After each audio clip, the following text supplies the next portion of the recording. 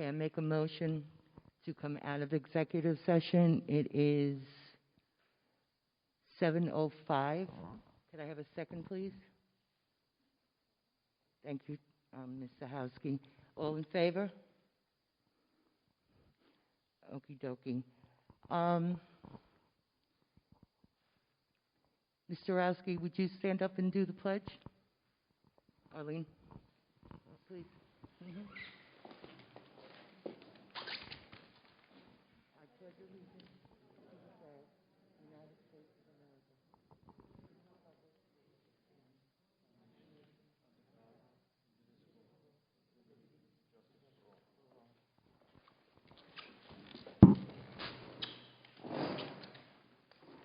Okay, so we're now going to hold a public meeting on the proposed changes to the district-wide safety plan.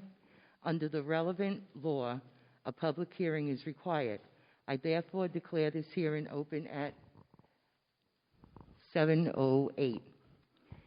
If there is no objections by my fellow board members, I would offer the floor to Mr. Schneider, Deputy Superintendent, who will deliver a brief presentation on the proposed changes.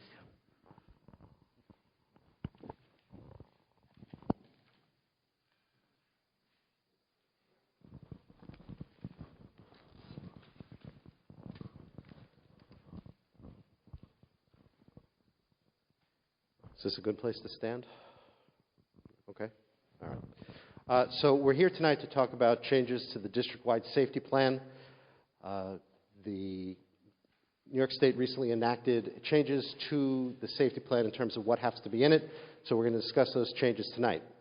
So the safety plan is prepared by the Director of Security, Mr. Culhane, I think he's in the hall, and District Administration every year. Now, these plans are filed with the State Education Department, with the State Police, and with the local first responder and law enforcement agencies. These plans are not publicly disclosed. The reason for that is they're there for safety. There is a publicly disclosed district-wide safety plan that's posted on our website. The district-wide safety plan has 6 components. The one that we're going to focus on tonight, and I don't need to read the slide to you, the one that we're going to focus on tonight and the one where there are changes to the existing plan is the COVID-19 protocols. Now, the legislature enacted changes to New York State Education Law Section 2801A, which specified 7 things that have to be part of any district-wide safety plan in response to the pandemic concerns. Some of these are not applicable to us. You can see one of the elements is how an employer's essential workers will be staggered to avoid overcrowding on public transportation. That obviously doesn't apply to us. A list of locally available emergency housing for essential employees, that also doesn't apply to us. The one that I want to focus on, and the one that I think probably the board and many parents are interested in, is the protocols used to prevent the spread of disease and to quarantine those who may have been exposed. That's the one, number 5 in yellow there. So, the Director of Safety and Security, Mr. Culhane, is the coordinator of protocols for anyone who is suspected or confirmed to have a communicable disease. The one obviously we're talking about most relevantly these days is the coronavirus COVID-19. When the district becomes aware of a suspected case of COVID-19, the case is assessed, the facts are gathered. Where was the student or the employee? What room were they in? Who were they interacting with? Were masks used? What's the size of the room? What's the type of ventilation of the room? Then Mr. Culhane notifies the Department of Health Services from Suffolk County government. He has a near-daily phone call with Suffolk County Department of Health Services to track these cases. The county health department advises us on who needs to be quarantined, who needs to be notified, who needs to be sent home for a certain number of days, who needs to get a test, who doesn't. They have protocols. We follow their protocols. And Mr. Culhane spends a lot of time every day on the phone with the Suffolk County Department of Health Services to make sure that all of these cases are tracked. I think that's the most important change to the district-wide safety plan. Now, the procedure laid out in the state law is that the Board of Education has to hold this public hearing, which you're doing tonight. The public has 30 days to send in written comments, or I believe you're going to accept spoken comments in a couple of minutes if anybody has anything they want to add. The plan is posted on board docs. People Members of the public who wish to comment on the plan can email the board directly. The email address is there, or they can email the interim superintendent or me if they prefer, and we'll be happy to take all the comments and make sure that we respond to everybody. Mrs. Downs, that's the presentation. Thank you, Mr. Schneider. Are there any board members who have questions or wish to make any comments? Okay, before I conclude, are there any comments or questions from the public? The board will accept written comments on the proposed changes, for the next 30 days, at which point the public hearing will be closed. The board will consider a resolution to adopt the plan at the first meeting after the expiration of the 30 days. Thank you to all who have participated this evening. Seeing no additional people, no people wishing to speak, I hereby therefore declare the public hearing adjourned at 7:12.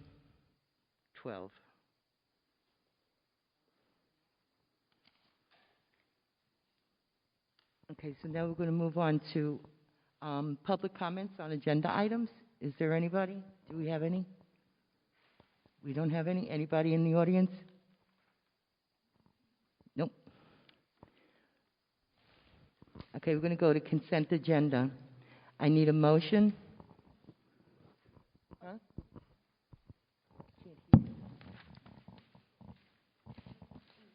Oh, where's that? D on the way down. It's not there. On the bottom, way, all the way on the bottom. Under the public comment. Yeah. Okay, so we're going to have a superintendent's report. I'm sorry. Again, they put it all the way down at the end, and it looks like it's just...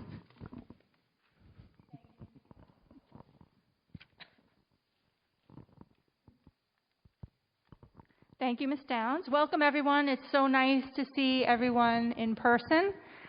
So it's our first board meeting of the school year in person. So hopefully things go well and we continue to meet together like this. So I would like to congratulate Riverhead High School seniors Nathaniel Bolerman, Lauren Enos, William Green, and Ethan Lucas. These students have been selected to perform at the New York State School Music Association All-State Festival, to be held virtually on December 3rd through 5th. We are proud of these students, and we know that they will represent our district well. Congratulations to Miss Olivia Collins from Riverhead High School, who was recently crowned Miss Long Island Teen for 2021. Olivia, we wish you well in your future endeavors. Next, I know that the community is very interested in our current educational plan. Please know that our district task force has continued to meet during the reopening process, and that we are planning to move from 3 cohorts to 2 cohorts for grades 7 through 12 in early November. We are able to make this change due to the number of students who opted for full virtual education. We have had conversations about our elementary plans and how we can best provide our students with additional classroom time while keeping health and safety at the forefront. These are complicated decisions, especially for a district on a contingent budget. Specific details will be shared with the community later this week. Finally, next week is Board of Education Recognition Week, and I wish to thank all of our board members for the tireless work they do for our students, staff, and community as elected volunteers. You truly have the best interests of the Riverhead Central School District in mind, and while this has been a challenging school year thus far, I am impressed with the dialogue and dedication to this district. Board members, please enjoy the gifts from your district office administrators, and as well as tonight's dinner from the Riverhead Administrators Association. It has been a pleasure to work with you and get to know each of you better over the past few months. Thank you.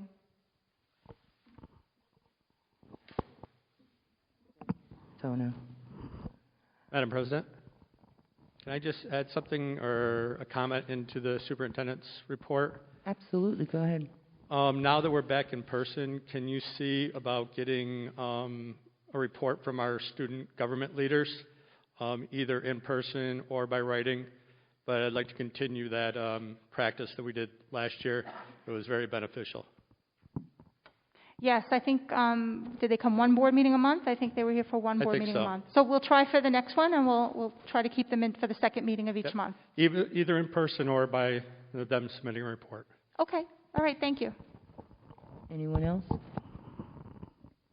Okay, so we're going to go to consent agenda. I need a motion. Motion. Thank you, Mr. Hosking. I need a second. Thank you, Ms. Dr. Kukunis. Any comments, cares, or concerns? I do. Letter I, the budget transfers. I'd like to pull that. The financials? Yes, letter I. Hold on. Mm-hmm. The J. letter I, budget transfers. Yes, financials.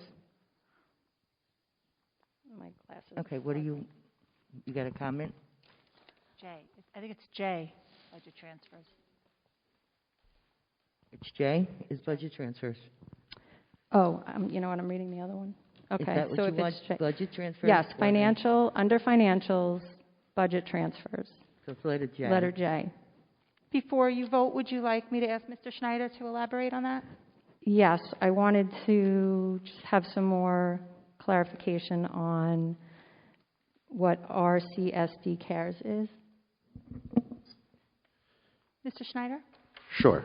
So you'll recall that the state issued certain money to districts called the CARES Act. They then issued guidance to districts as to how we need to account for that money in our books and records. What the advice generally is that we have to create very specific budget codes to track the expenses that we can attribute back to that money. Now, you'll recall that part of the problem was, and this is occurring in every district in New York State, is that the money was allocated to districts as part of the state aid package in the spring, and then over the summer, the state came out with the protocols by which the money had to be tracked. So basically, we had to recreate the budget lines after the budget had already been set and move money around in order to attribute it out to the specific CARE Act money. So what we're doing here is we're asking the board to approve a transfer of funds to cover the expenses to purchase additional iPads and Chromebooks for our students. The goal being to be able to put a Chromebook or an iPad in the hands of every student who needs one for remote learning. Thus, in order to keep our books and records in accordance with the instructions from the state, we're asking the board to make that transfer into those specific budget lines.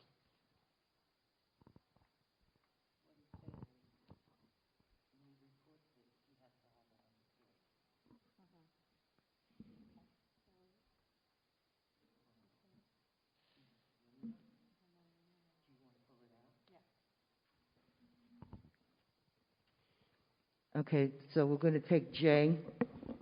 She wants to pull out the budget transfers. And I got to put it at the end of new business, right? Which will be N. No? Just do it right after consent? Yeah. Okay. Okay, Okay, thank you. that's easy. Okay, so we're pulling out J. So the consent agenda without J, we got our second. Can I have a vote, please? Can, All in favor? can I make a comment also about the Thank consent? you. Okay, for letter J, consent agenda, budget transfers? Can I also ask a question about under financials, or are we doing? Okay, now we can, okay. You're going to ask about letter I? Yes. Okay, could we finish the vote on, Sure. on J, please? Mhm. We just voted and approved letter I. So you have a question? Okay, don't worry about it. Well, no, I thought we didn't vote on the consent agenda yet. we're doing Oh, we that did? now. Okay, sorry. We're doing J now. Okay. Okay, letter J, budget transfers. Could I have a motion? Motion. Can I have a second, please? Thank you. All in favor?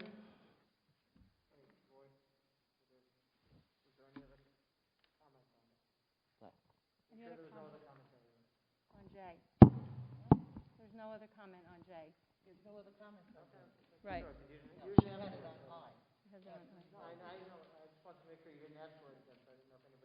Yeah. Okay. And so everybody, Ms. Zahowski voted no on J. Okay, we're going to go over to new business. Letter A, approval of board goals for 2020-2021. Could I have a motion, please? Thank you. Could I have a second? Second. Thank you. All in favor? Thank you. Resolution passes. Letter B, approval of Chief Emergency Officer. Motion. I can't hear you. Motion. Thank you. Can I have a second, please? Thank you. All in favor? Motion passes. Letter C, Yeah. approval of appropriations. Could I have a motion, please? Motion. Thank you. Could I have a second, please? Thank you. Any comments, cares, and concerns? Yes, can you just elaborate? Sam, maybe?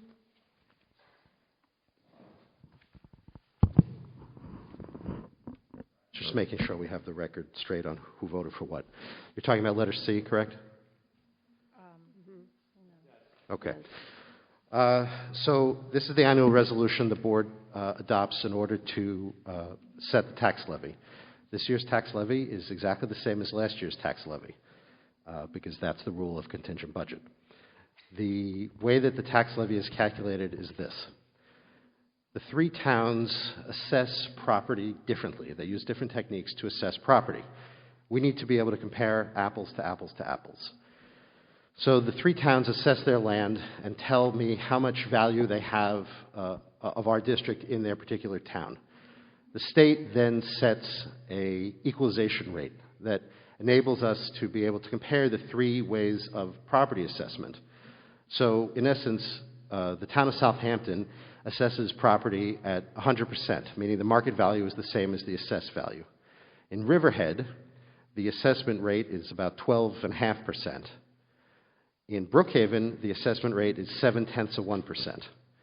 So what I do is I take the value of the assessed value that the towns tell me is district land within each of the townships.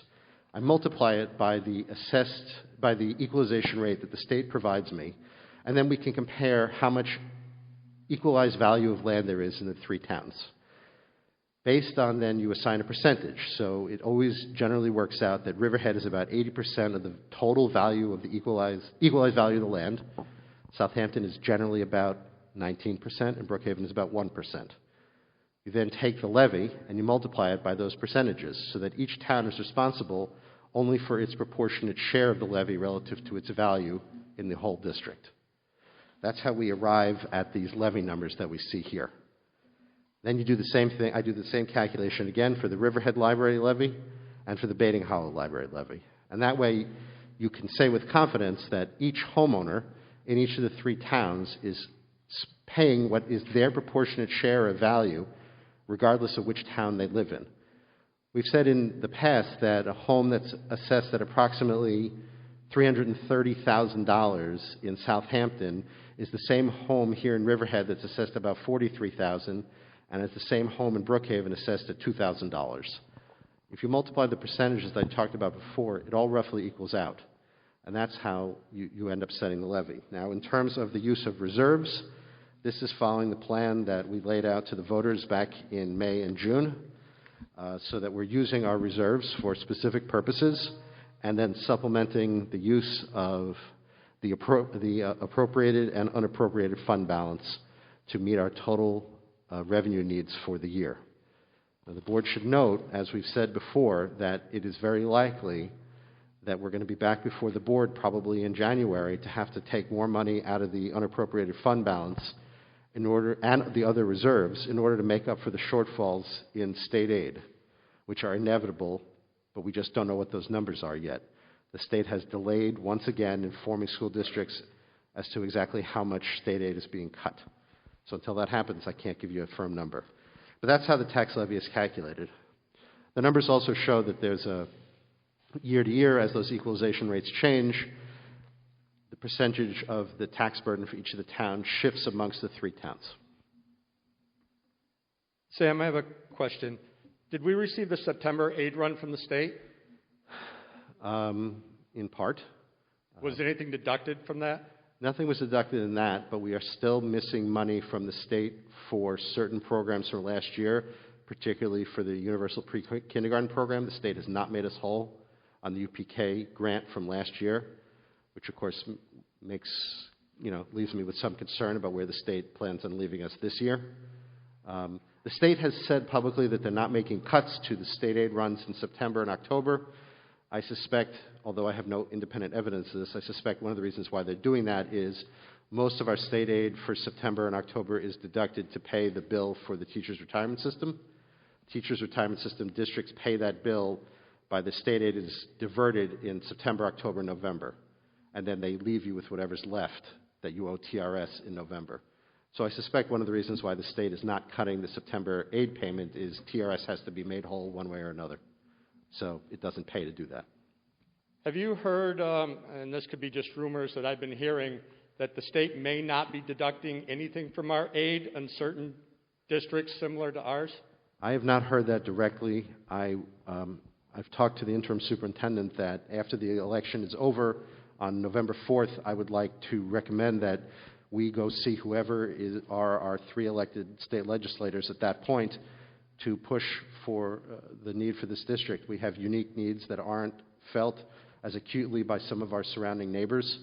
And as soon as we know who's going to be representing this district in Albany, I'd like to see the interim superintendent, me and the board, whoever would like to join to meet with them and press our needs. We have a lot of needs, particularly given the fact that there are contingent budget this year. But no, I haven't received any information either way. The state has been a little bit dark in what they're sharing with us. All right, I just would hate to, us not to fund the arts and clubs and sports, and then to find out that we do not get a deduction in state aid. Mr. Dorr, as soon as I am told anything, I will be sure to share with the interim superintendent, to share with the board. I know Ms. Tone and I are, frequently talking about where we end up state aid-wise, but no, we haven't been giving any concrete information, and I suspect we won't be until after November 3rd. When do we get the October run? Say that again? When should we get the October state aid run? It varies. I can check. But again, we're not actually going to see any net cash inflow. It's going to go to pay down the debt, to pay down the bill to teachers' retirement system. But I can get the information from the treasurer as soon as we get it in, and I'll let you know. Thank you.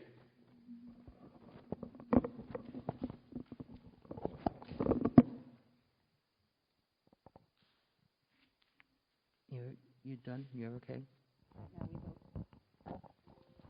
Okay, so do I have a second on this, right, already? No, you pulled it before it. Do I have a second on the finance? You pulled it out. I just asked for elaboration. I didn't pull it. You asked for comment. Okay. So I just asked Okay, for so elaboration. So now all in favor?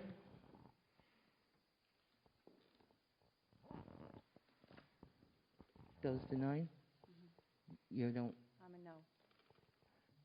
Mr. Howsky is a no. Everyone else is a yes.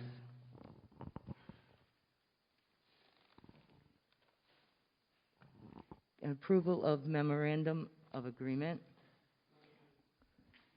Thank you. Could I have a second? Second. Thank you. Comments and concerns? Just for clarification, do these have certification, Ms. Tona? Yes, these people are doing an additional period. They do an additional period. As a teaching assistant. Okay. All those in favor? Motion passes. Approval of contract. Could I have a motion, please? Could I have a second, please? Second. Thank you. Comments and concerns?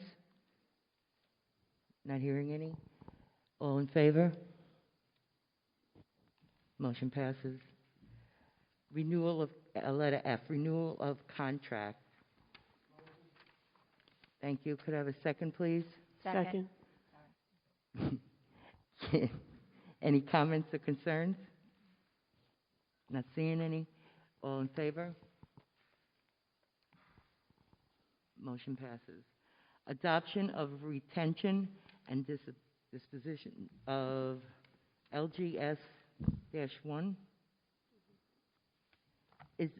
Could I ask a question before we even do it?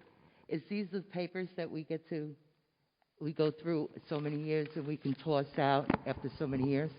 Yeah, they made some modifications to the schedule and did some consolidations, so that's why you're just adopting a new schedule. There's not many changes to it. Right. Okay, thank you. Okay, can I have a motion? Can I have a second, please? Second. Thank you. All those in favor? Motion passes. Letter H, approval of Abelar. Can I have a motion? Can I have a second? Second. Thank you. Comments and concerns? Not seeing any. All those in favor? Motion passes. Letter I, first reading of revised board policy. Can I have a motion? Can I have a second? Second. Thank you. Any comments and concerns? Not seeing any. All those in favor? Thank you. Motion passes. J, second reading of revised board policy. Comments and concerns? No. Motion. Second. Nobody can see my face behind this. All those in favor? Motion passes. Letter K, approval of donation. Can I have a motion, please? Can I have a second? Second. Thank you. This is a donation from the East End Lions Club. They're donating 4 boxes of children's face masks for the elementary school nurses' offices. I'd like to thank them. All those in favor? Motion passes. We have to add letter L. Letter L is to be resolved that the Board of Education of the Riverhead Central School District hereby accepts charges preferred by the Superintendent of Schools pursuant to Section 75 of the Civil Service Law against an employee identified in the notice of charges dated October 13, 2020, and appoints Stephen O'Brien, Esquire, to serve as the hearing officer to make findings of fact and recommendations to the board with respect to those charges, and that would be for an employee A. Do you have a motion? Thank you. All those in favor? Motion passes. I have to add letter M. Letter M is employee B. Be it resolved that the Board of Education of the Riverhead Central School District hereby accepts charges preferred by the Superintendent of Schools pursuant to Section 75 of the Civil Service Law against an employee identified in the notice of charges dated October 13, 2020, appoints Stephen O'Brien, Esquire, to serve as the hearing officer to make findings of fact and recommendations to the board with respect of those charges. Those motion? Thank you. Second? Second. Those in favor? Thank you. Now we're adding letter N. Now letter N is going to be a little bit of the discussion because we're talking about barriers. Before we even go for it, we're going to talk. Would you like to start the conversation off? Sure. Ms. Toner. So we've been discussing the possibility of using barriers to bring elementary students into school on a full-time basis. We recognize that several districts that surround us recently have purchased these barriers. It allows, the state ed regulations allow for 6 feet of social distance or barriers. So I know I brought this up to the Board of Education the past couple of weeks in discussions, as this is something to think about.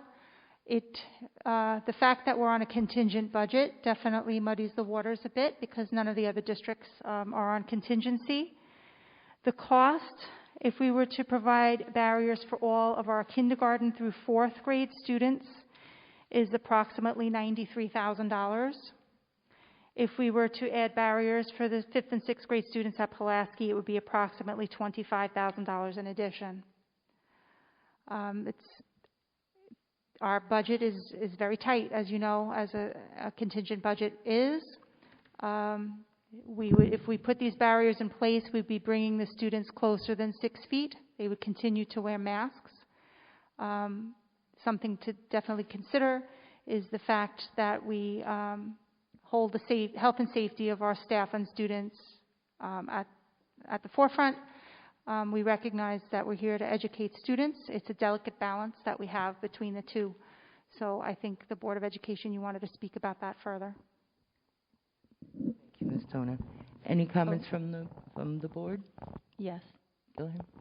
So, of course, I would want students to come back to school. Where is the money coming from to purchase the barriers? Mr. Schneider, would you like to comment on that?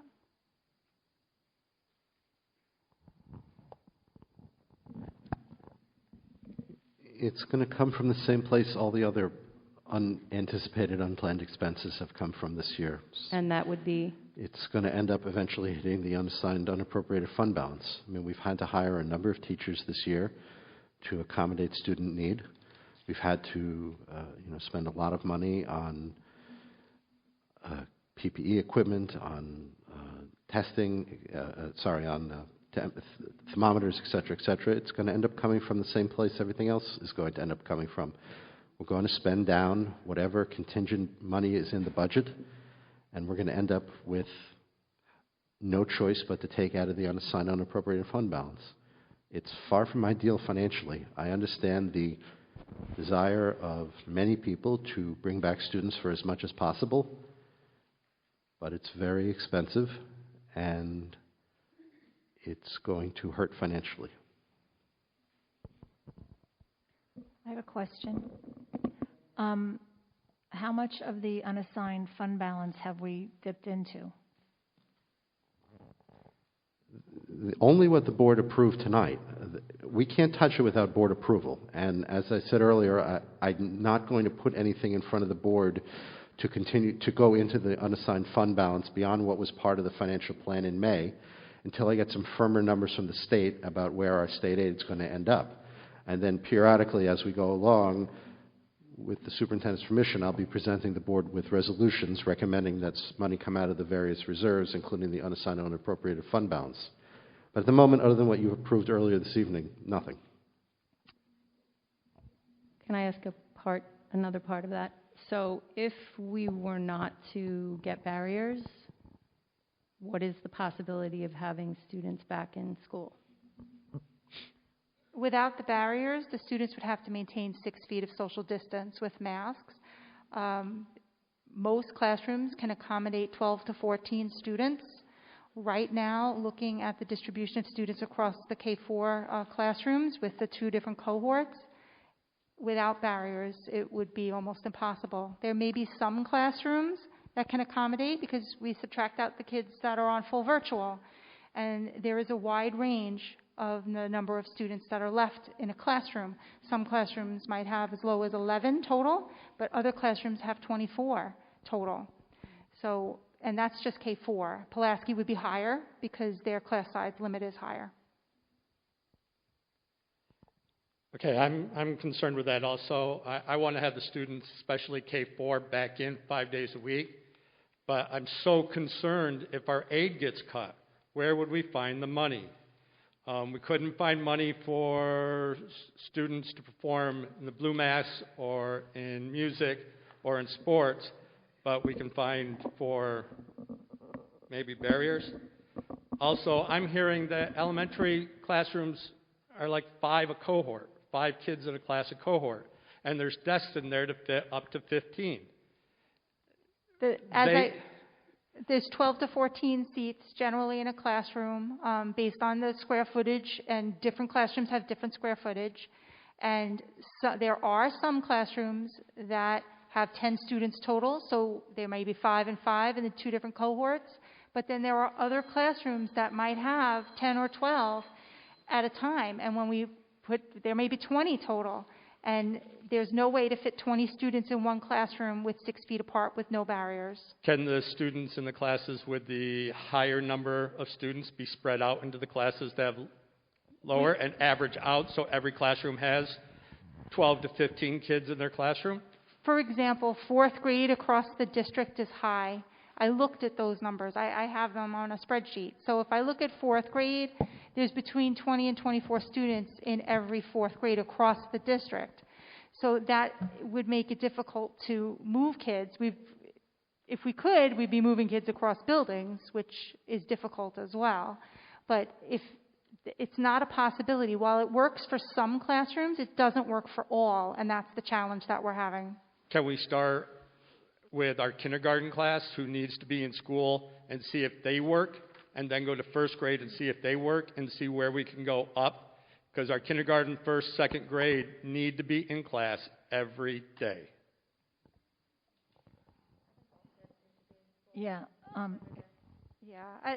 I think, excuse me, I would like K through 4 in every day. I think that expense, and I understand, but this is an educational, it's an educational hardship. And so our priority is that those children are in school every day. There's mandated services that it's problematic getting them their mandated services in the situation we are in. So in this situation, I'd be comfortable going K through 4, ideally K through 6 with the barriers. And going back to Mr. Doerr's comment, I just want to add, because of the virtual classrooms, we did a lot of consolidating over the summer in order to pull teachers out of buildings to become virtual teachers. So for example, at Aquabog, there's 3 kindergarten sections right now when typically there was 4. So one of their kindergarten teachers, or 2 of their kindergarten teachers, and then somebody got moved, became virtual teachers. So it leaves 3 sections of kindergarten at Aquabog at 19, 21, and 22. So we did already make a lot of changes to consolidate the students. But we tried to keep them within the same building, because then once we move them across attendance zones, that's a different issue with transportation, and they're not with their students that they live near, and we're trying to keep the students in their attendance zones. But even if I look at other buildings, I know Roanoke is the smallest for kindergarten, but they have between 11 and 16, depending on the class, and depending on which students chose to go virtual. But we did do shuffling. But when you look at it overall, if we could make those consolidations to make it work without barriers, we certainly would, but it doesn't work consistently and equitably across all 4 buildings. It's just really hard to explain to parents that come to me and say, my child only has 5 people in their class and there's 15 desks in the class. Why can't they be in school every day? Again, the answer is, when I look at the whole district and look at all of the sections, while there are a few sections that are small, the majority of sections are 18 to 20, 22, and we did pull teachers out of the building so that we would have them work with virtual students, and the virtual students are across the 4 K4s by grade level. And we've looked at everything we could look at. I mean, we want nothing more than to bring the students back full time. So, My personal thing is I'd love K to 4 to start off with and see how it works out, and then advance to Pulaski Street if we could. I know Pulaski Street's going to be a little bit harder because there's more children, but I would like to see K to 4 with barriers, and see, I would like the whole district to come back full time, but I think the K to 4 would be a good start. and see if, as it goes along, if we could eventually bring it on, because like you said, even next year, it might be the same thing. So we're going to need the barriers anyway. They're not going to go to waste, that's for sure. Well, that's a decision, the Board of Education, if that's the direction you want to go in. So do you guys want to do the K to 4? Definitely. You want to do K to 4? Susan, Yes. K to 4? K- Virginia, Yes, K K through to 4. 4? Mr. Dorr? Even though I'd like to see the kids in 5 days a week, I am against the purchasing of barriers. We don't have the money. Okay. Mr. Conley? What does this mean? I can't hear you. K to 4? Is that? Thank you. I do have one question, though. We did the contingent budget. We had a leftover amount, I think approximately $56,000. Where did that money go? Because it was around 156,000. We brought back an employee, and then we had another Yes, I remember that. $57,000 left over. Where did that go? Mr. Schneider? Then we hired a number of other staff members, and that's where that money went. Okay. I would personally love to see K through 6. I understand Pulaski is overcrowded as it is. We have a lot of people in this district that are paying for daycare, that are trying to get things done, that aren't going to work. Kids will benefit. I mean, there's services that our kids aren't getting properly. That's beyond a lot of people's control. Having them there every day, they'll be able to properly get the services they need and deserve. I 100% would love to see K through 4.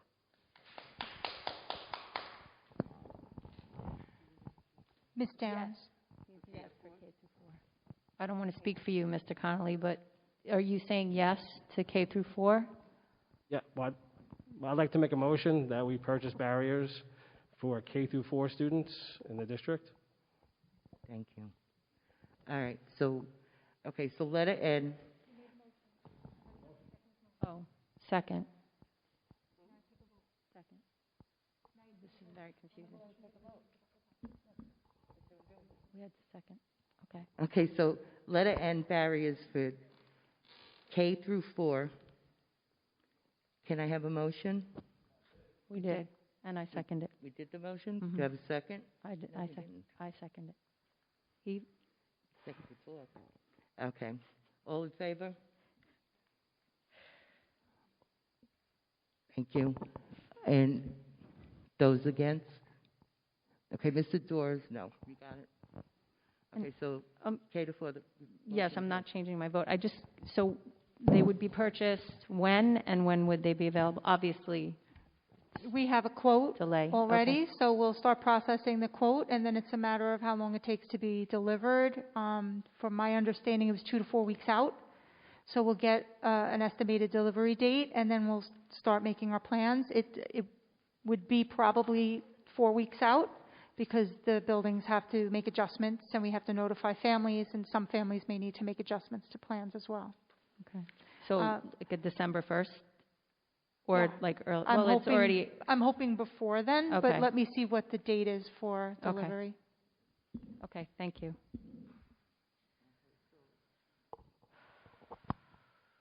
Opportunity for board members. We have no board committees, right, this week? Board remarks? Mr. Dorr? Yes. On the high school level, I received a spreadsheet from several teachers that went around 2 weeks ago asking for the names of students who have had no contact with, either virtual or in person. And there was over 270 separate names on that list. We've passed the 20 days of school. If we've had students that have not made any contact in the school, their attendance is 0, they should be dropped out of school. That would give us extra space, because some of those hybrid students are not attending. I know it would affect our dropout rate, but our failure rate is going to be astronomical because these students aren't handing in any work and are not going to pass. I'd like to see those students dropped from our rolls. The information that I've received is a smaller number than that. So I would ask if I can go back tomorrow and have that conversation with Mr. O'Hara and find out where the discrepancy lies between the information you received and the information he provided. Something else to consider, this is an unusual school year. The high school, all of the buildings have been working to locate students who have not participated or attended, and that would just be the major concern that I would have, would be that we would be dropping students prior to giving them a full effort to make sure that they're available to be enrolled. So, you know, we've had not full attendance every day, so 20 days is not the same 20 days as we've had in prior years. Why is that? It's 20 school days. But we have different cohorts. We have the in-person cohort as well. I would want to look into it a little bit further. But even the remote, they have to take attendance on remote days, so that's the same as a school day. Let me look into the discrepancy between the numbers and then report back to the board Friday and let you know where we are with that. This would also allow us, if anybody was dropped and wanted to remain in school, they would have to re-register. And we'd also be able to check on addresses and correct addresses. Any concerns? All right, let me look into that. Any other board members? I just have something to kind of piggyback on Mr. Dorr. So can you go through the process of when a community member reports to the school the multiple families in a single family home, and how does that work and how is it investigated? Depends on the information that we receive. For example, it was brought to our attention recently that there were multiple students at a bus stop. The bus stop was in front of an address, so that address was looked up in our student management system, and there were 2 students assigned to that address, 2 different schools.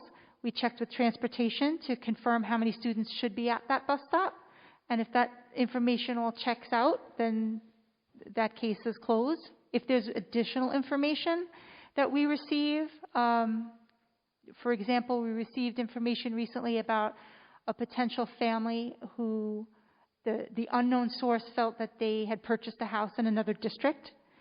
So we contacted the town of where that house was located, and we asked the town assessor to confirm who owns the house. And we found out that it takes sometimes 30, 60 days before it actually catches up. So right now, there wasn't a change of ownership, so we don't have anything to lead us to believe that there's wrong address there, but we're going to continue to check back on a regular basis. So we keep a spreadsheet with information, and you know, we're definitely trying to approach this in a different way, and we thank anyone who brings any information to our attention, and we're investigating it. Okay, thank you. One last thing. I understand that the majority of the cost for sports, music, clubs, and the arts was salaries. Has anybody asked the teachers to volunteer their time? Because it is all about the kids. I would like that to be asked of the teachers, to volunteer their time to coach or to sponsor or chaperone these clubs and art performances of music. Okay, I'll pass that along. Thank you.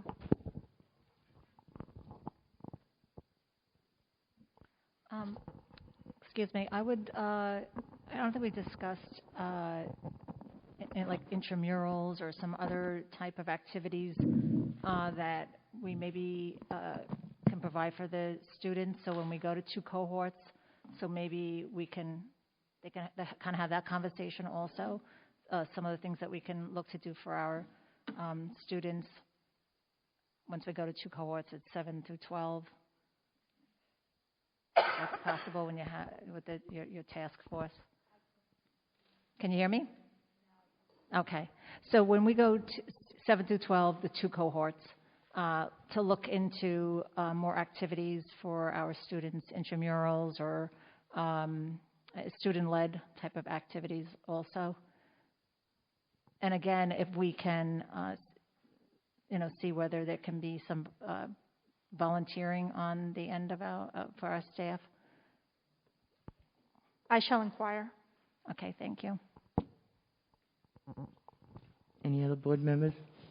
No, I just also, on our website, our students, I also wanted to mention the student musicians and, say their names again that were recognized: Nathaniel Bolliman, Lauren Enos, William Green, and Ethan Lucas.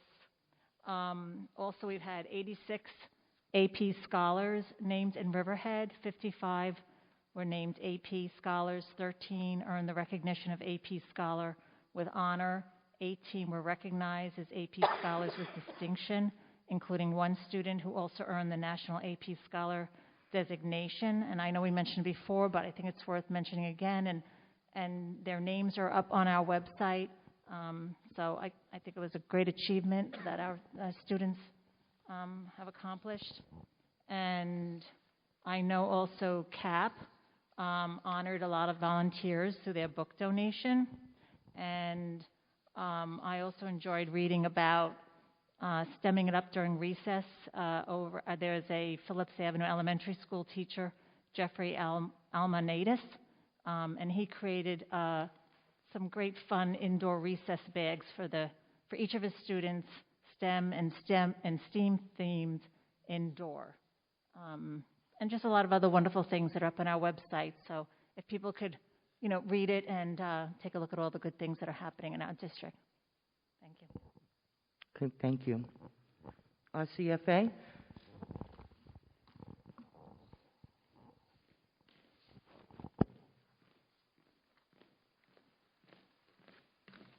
It's nice to see everybody not on a TV screen for a change. Before my remarks, I'd like to take this opportunity to thank all the board members for their service to the community. The positions you currently hold are difficult under normal circumstances, but with the numerous challenges we face during these times, your job is infinitely more difficult. Thank you for your service to the community and to the students. We are well aware of the challenges caused by the COVID pandemic. The educators, parents, and students of this district long for the days when instruction can be delivered in person to a class full of students. We realize that there is no substitute for in-person education, but we want to make sure that as we phase in new in-person education programs, it is done in compliance with the guidelines set forth by the CDC, New York State, and Suffolk County Department of Health. I know that the state ed has some language in their document that says that students can come back with barriers not socially distanced 6 feet. Does the Suffolk County Department of Health have a position on this? The CDC. Well, the state ed guidelines. It actually says barriers if you're less than 6 feet apart. Is that the CDC or is that the state ed? That's the CDC. Okay. We want to be cognizant of the fact that this virus is very real. I have a 4th grader and an 8th grader, and I see the challenges they have with the hybrid model. As an educator, I see the challenges that I have in delivering instruction with the hybrid model, but I'm also very concerned about the safety of students and children. I know that the incidence of illness in children is very low, but the incidence of transmissibility from children to adults is very high. And I want to make sure that whatever is done with the utmost safety for our staff and our kids here, and I'm very concerned about that. And just to comment on the coaching positions for volunteering, I just want to make it clear that it is the position of this organization not to negotiate in public. So we'll have conversations later. Thank you. Thank you. Opportunity for the public. Are we going to do the emails first? Do we have a lot?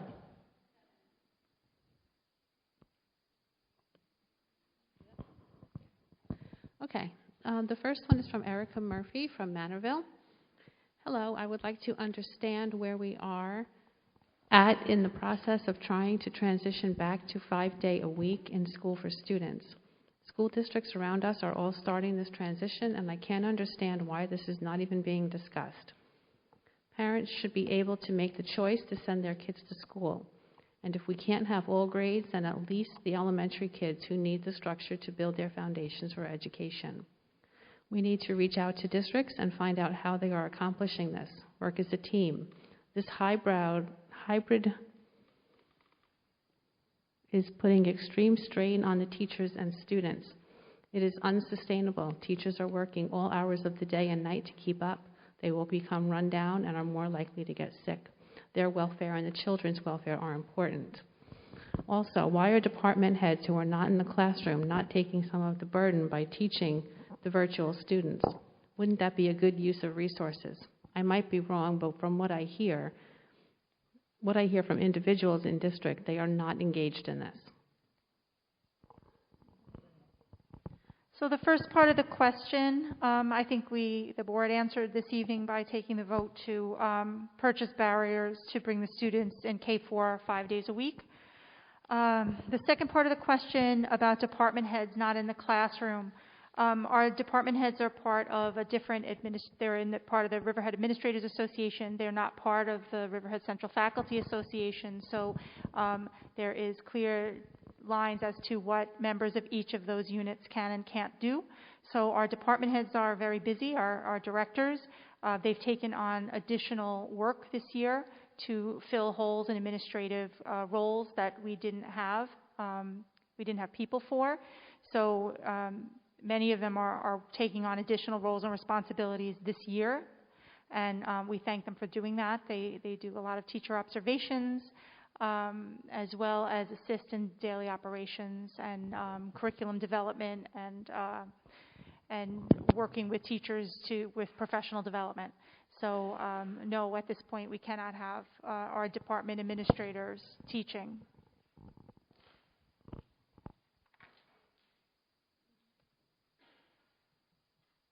Okay, the next one is from Jennifer in Flanders. If we add sneeze guards or plexiglass like partitions on desks and tables, can the students come to school more often? Other districts are beginning to do this and bringing kids in more days a week. Our kids going to school for 2 days a week is not working. If it is not working, it is not for working parents or teachers. Kids are trying to help themselves, waiting until evening hits to do work when parents get home and can help them.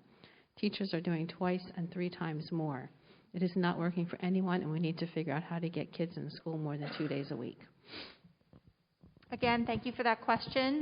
We've addressed it this evening for K-4, and we'll continue to look at 5-6 in the future.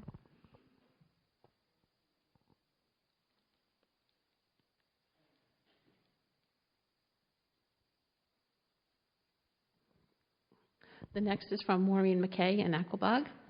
While I understand the salary advancements for teachers are contractual, I would like to know why we are hiring custodial staff, neighborhood aides, Spanish-speaking office assistants, bus drivers, guards. The buildings are less full, and in fact, my child has gone to the actual school 6 times the entire month of September. Why, if we are under contingency, would we be hiring this large amount of new staff? Do more with less and place a hiring freeze on all new support staff until we get a passed budget. Also, I would like to know why the ROTC program has continued and not suffered the same fate as sports and music. How does the commander get paid? Does the government pay the salary and support the entire program, or are taxes due? Thank you. I'm going to ask Mr. Schneider to assist on this question. Okay, so taking that in reverse order, about 80% of the costs of the NJROTC program are reimbursed by the federal government. So that's how that cost is covered for the most part. In terms of the other hires, we are replacing people who have left. we need to keep the buildings clean. We need to keep our buses moving. And so we've been replacing people who have left. That's where these hires are coming from. Thank you. Do we have any more? Yep. The next is from Yolanda Thompson, Bating Hollow. What is the current status on the search for a permanent superintendent to replace Aurelia Henriquez? A firm was hired to assist with that search. What is the process thus far, and how much have the taxpayers paid to this firm to date?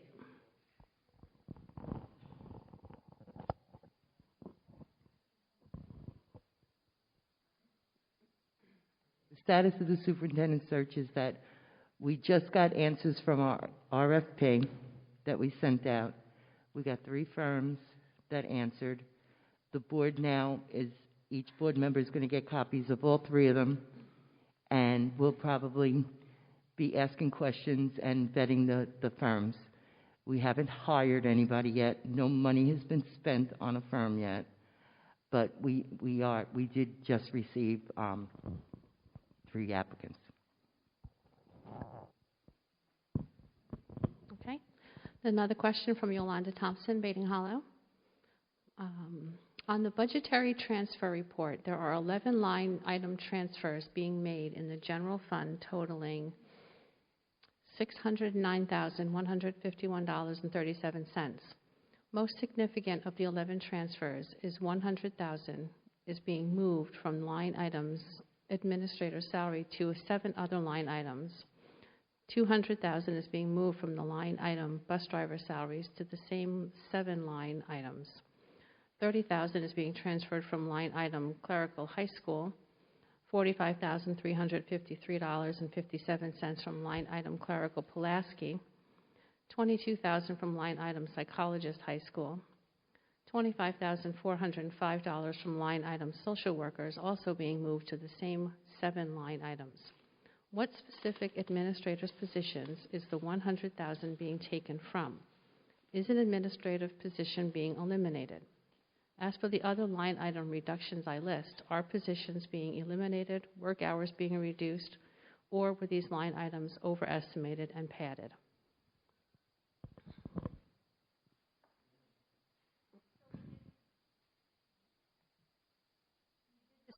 We did discuss this during the agenda earlier, but I'm going to ask Mr. Schneider to elaborate on this a little bit more.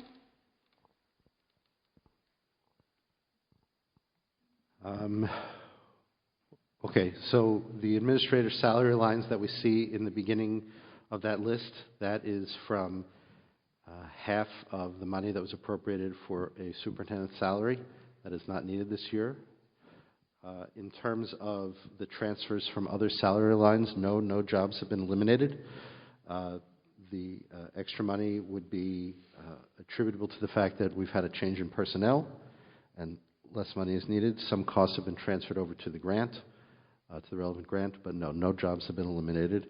We estimate these lines as close to where they're going to be as possible, and sometimes extra money is there when there's change in personnel or circumstances. Okay, another question from Yolanda Thompson, Bating Hollow. What is the current status of the lawsuit allegedly filed against the town of Riverhead for the $4.1 million tax bill? Unable to answer that at this time.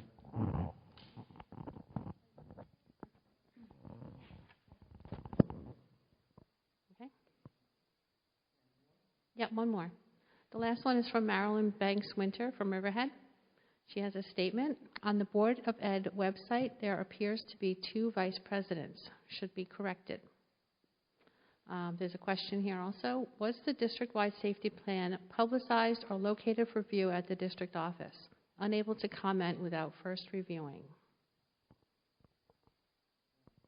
Well, I did look at board docs, and there's 1 vice president listed, and that's Mr. Husky, and it's clear. Mr. Connolly's name is next to it, but it doesn't have a comma vice president. So, and then regarding the second part of the question about the district-wide safety plan, no, it's not publicized. Tonight's safety plan. If there's any questions, they would just email you for clarification. Mr. Schneider? Well, I think it was publicized. I mean, we ran a legal ad in Newsday advertising that this The actual plan. public hearing exists. It's on board docs. The plan is publicly accessible on board docs. If people don't wish to access it that way, I'd be more than happy to send it to them electronically or print it and mail it to them if that's what they like in draft form. Whatever the public needs in order to be able to see the plan, yes, we'll make it available. So maybe, Ms. Rayum, could you email Ms. Marilyn Banks-Winter tomorrow and just ask her if she could see it on there? If not, she can get it to her. Thanks. Just a comment along with that. Our district website is very difficult to use and to manipulate and to find any information. Are there any more, Lisa? Okay, public comment.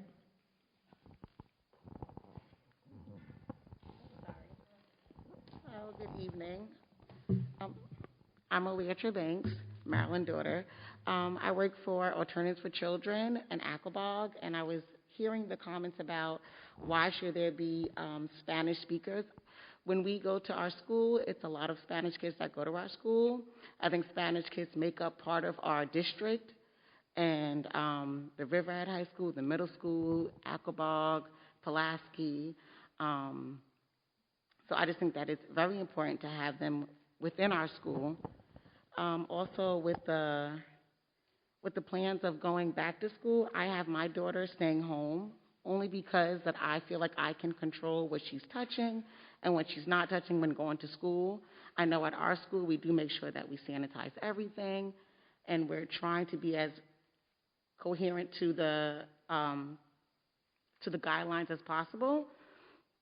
I think that the school is doing as best as they could, because what can we really do to make sure that everybody is saying the distance that we're saying? But I just think as far as what they were saying before about the Spanish speaking, I think it's very important to have people that speak Spanish. I speak fluent Spanish, not fluent Spanish, but I do speak Spanish. And in my school where I do teach at, in Aquabog, I feel like it's very important because we are made up of different cultures and different background history. So moving forward, I think that is very important. So thank you.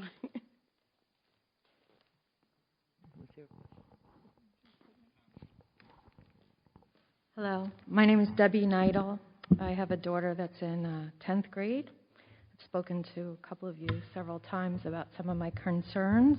But before I say that, I just want to say that thank you for acknowledging the students who have done very, very well. And there are many students who do well here at Riverhead. My daughter was one of them who had AP Scholar of Distinction and has gone on to one of the top schools with 30-something credits graduating from Riverhead. So I do acknowledge that there are very good things that happen here at Riverhead, and she only transferred in at 11th grade. However, my question is, well, I have two questions. The first one is around taking the high school students and putting them into two cohorts. I do believe that students need to come to school more often. There's no doubt in my mind. However, my 15-year-old who's in 10th grade continually says, "Mom, it's a waste of my time. Keep me home." And I don't keep her home because I feel she needs some socialization, even though now she's doing some private sports, etc. I have a tour for private schools next week because my student comes to school, and what happens? She is told to pull out her phone and listen to her teachers give a lesson on a video while she's sitting in their classrooms. I can show you, and you can ask other teachers. I've had a friend who's a sub in Riverhead who walked down the hallway and left the school and said she was in tears because she looked into the classrooms and the teachers are not teaching. I understand that it's difficult times, that you have to teach virtually as well as in school. It's not working. I've shared this before. I've asked before the school started to several of you, how are you going to hold your teachers accountable for teaching? My daughter's in an AP history class and has not had one grade posted. Well, not one grade posted in AP class.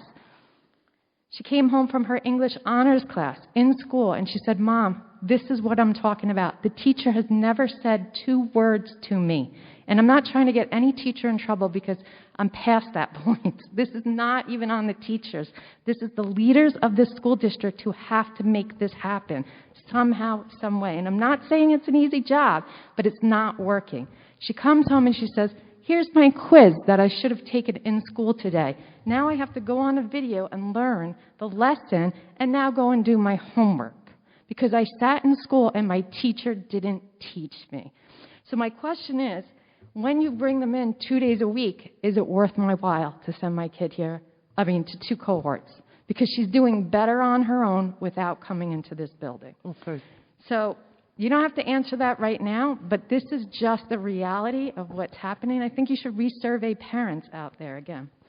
My second thing is, when you talk about funding and you're getting ready for the budget, there are many parents right now who are trying, like I said, to make a decision, which I've been very open about, of deciding whether to keep our children or child or one left in Riverhead School District. And I've made phone calls. I've spoken to several of you about finding alternative funding solutions. I think the PTO is doing a great job coming up with alternative things. It's not going to sustain what we need to do, especially when we're faced with budget cuts. In my profession, I look every day and I look at the other nonprofits in our community serving our population who are getting relief funds to help the underserved communities for education purposes, for health care purposes. If we know that the budget is going to be cut, what efforts have been made to date? Not saying we're going to get to it because we're already in the middle of October. You're running out of time. To date, to sustain programs so that next year we don't have a failed budget. Next year we're not faced with no sports. I'm getting a little frustrated because I've made many phone calls. Been said, oh, you'll be called at the end of September. Oh, we want to hear, we want to look. I just want to know what is going on. Are we checking the boxes every day, just getting by? Are we really planning for the future so that this district continues to have AP Scholars of Distinction? Because I got to tell you, my 15-year-old, she might be getting credit for these classes, but she's not learning. And she's a bright young girl. She's not learning. And I got to go to work every day. I can't become an AP teacher. Can't do it. So, I am a bit frustrated. I'm a bit concerned for my own child. I'm concerned for those kids that don't have parents that are advocating for them. And I want to know, what are you doing to seek other funding opportunities? Because it's out there. And we have the population that proves to get the additional funding sources. First off, I want to apologize. However, you're not the first parent that we've heard this from. We get emails, we get phone calls, individuals get phone calls and stuff. And we have, as a board, brought this to the attention of the superintendent. And as far as I know, this is all being looked into. A lot of these discrepancies that you talk about. And I want to apologize.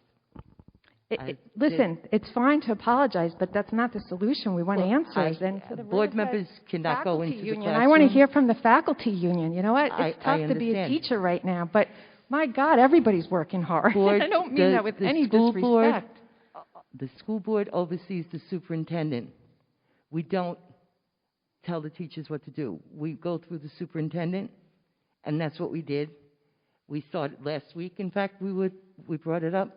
It's being looked into, as far as I know, right? Of course. It's being looked into. I could have Ms. Tona tell you more about what she's doing. Well, I've spoken to Mrs. Neidel before, and we've had the conversation.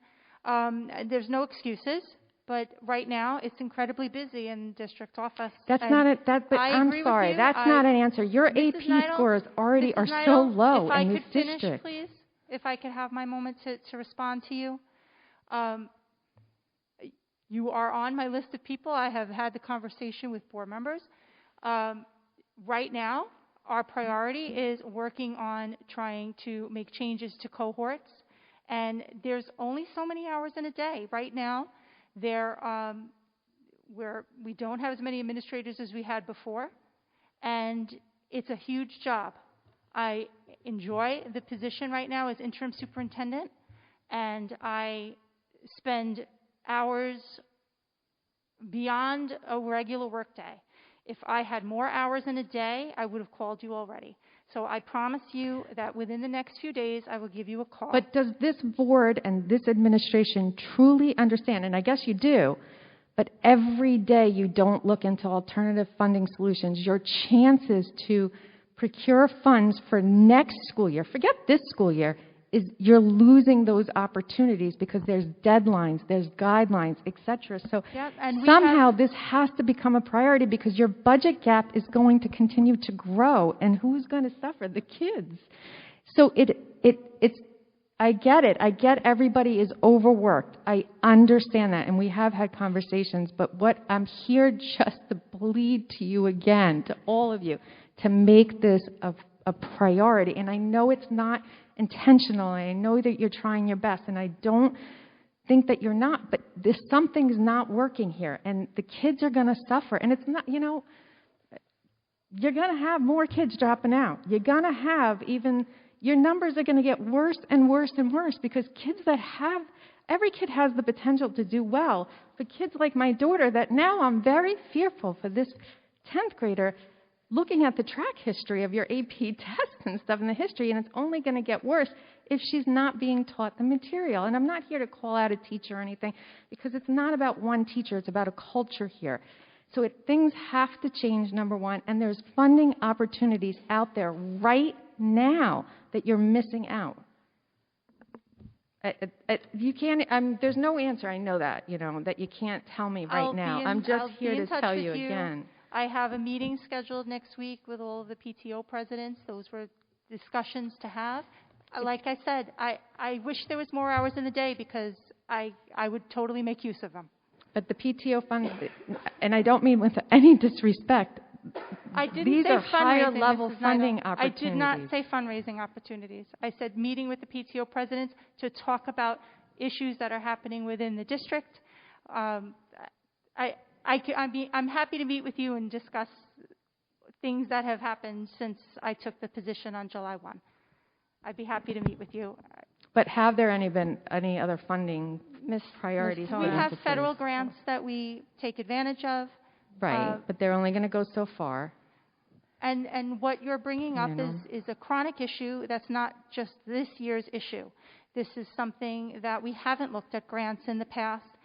It takes, we've had that conversation. And I've been saying it's a huge job to solicit grants. And at this moment in time, I really don't know who in the district office or has the time to devote to exploring grant opportunities. We're all working as best as we can, and if there were more hours in the day, I would be able to devote more time to looking into that. Ms. Tona, can I ask, in a non-COVID school year, who would be responsible for those grants, looking into the funding? It would be at the direction of the superintendent of schools. Okay. And also, as Ms. Neidl pointed out, and I think Mr. Dorr referenced it, the fact that there's report that teachers are not teaching. Who is overseeing that? Who's monitoring that?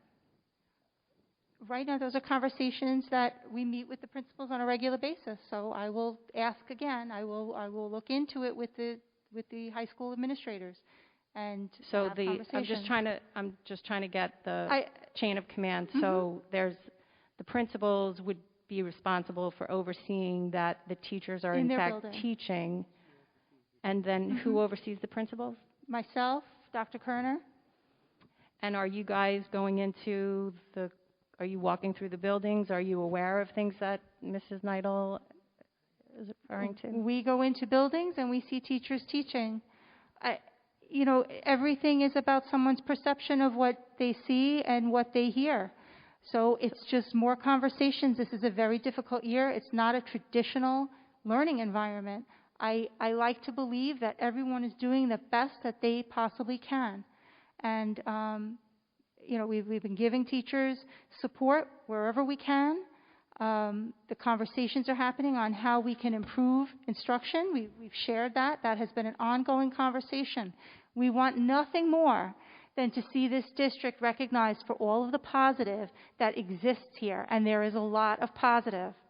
And that is my goal as interim superintendent, is to focus on the positive and build the positive and show people that this is a great district, and we have great teachers, and we have great students and great families, and Can I add to that one other thing? So isn't it acceptable behavior, I'm just curious to understand, that if a student comes into school, live school classroom, and they're told to take their phone out, what's the student's right? Do they have to take their phone out to get taught in school? Or could they say, no, I'm not going to take my phone out to be educated today?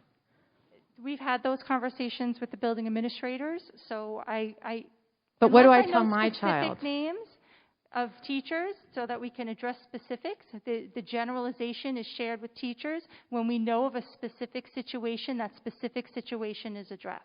So are students to be using their phones to be educated while in school? No, we have Chromebooks on order, and they're due in any day now. So And the teachers are expected to teach live, actually teach while the student's in the classroom? yes. Okay. Is that not happening? That's not happening, right? I would I'm say saying it's probably happening at a quarter of out of hers, and it's fine. Again, I guess it's perception, and it might not be the majority, but from the parents and from the majority of the parents that I speak to right now, that is not necessarily what's happening. That, And students are expected to either bring in their own personal computers if they haven't been provided a Chromebook, or to make sure that they have a phone so that they can go on and watch the video or do whatever work independently. I was very glad my daughter's chemistry teacher did do a lab the other day in person.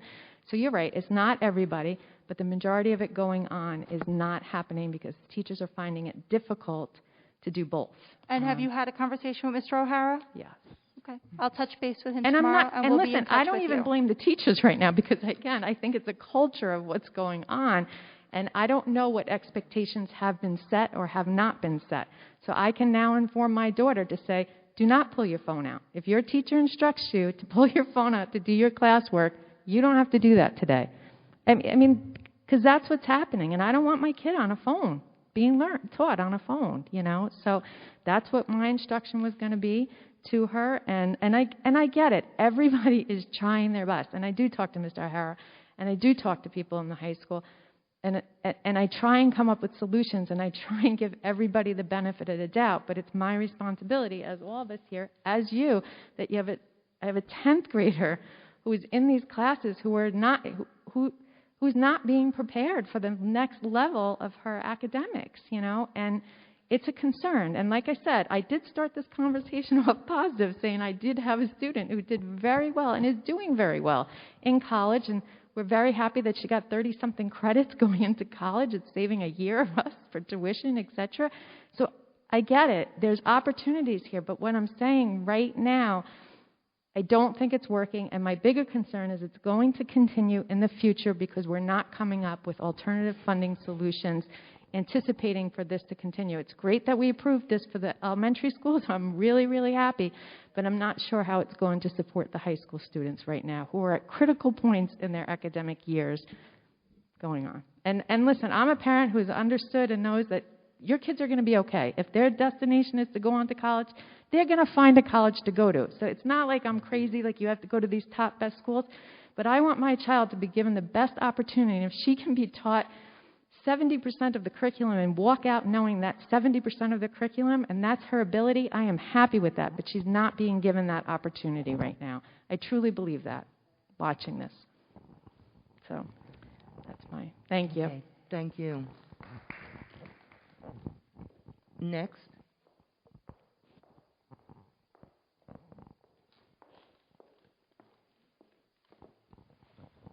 Good evening, Deb Rogers, Aquabog, and also the president of the Riverhead Administrators Association. I just want to take an opportunity to thank and recognize the Board of Education for their dedication and service to our students and community. It's a thankless job. The decisions that you've had to make since July 1st, moving forward, have been very difficult decisions, and we recognize that. And although we don't always agree on the decisions that you make, We understand the time, effort, dedication, and conversation that you have and think about prior to making those decisions. This evening, we thanked you by providing you with dinner. We appreciate all that you do for our district, and thank you again. Thank you, Ms. Rogers. Thank you. Say one more thing, because I piggyback on what you're saying. At first, I didn't agree with you, but then when you said that your Excuse me, daughter is in could high you school, direct my the daughter. board, please? Oh, I'm sorry. My daughter is in Pulaski Street, and Do she you has. have a question for the board? No, I'm just piggybacking on what I was saying before. Well, then you could talk to her. There may be somebody that wants to ask a question to the board. Oh, okay. Sorry. Anybody else?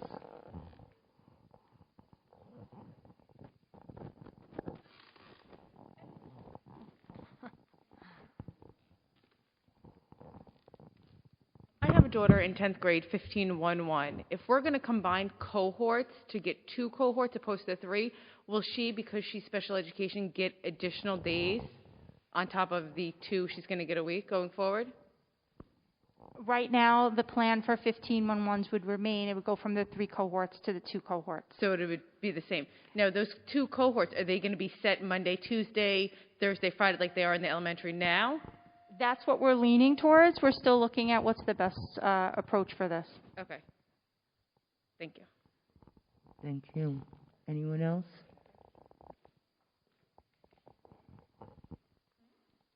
Okey-dokey. So it's adjournment. Could I have a motion? Second, please. Second. All in favor? Thank you, everyone. Our next meeting is what, the 22nd? 27th. Our next board meeting will be the 27th, so we'll see you then. Have a good night, safe trip home.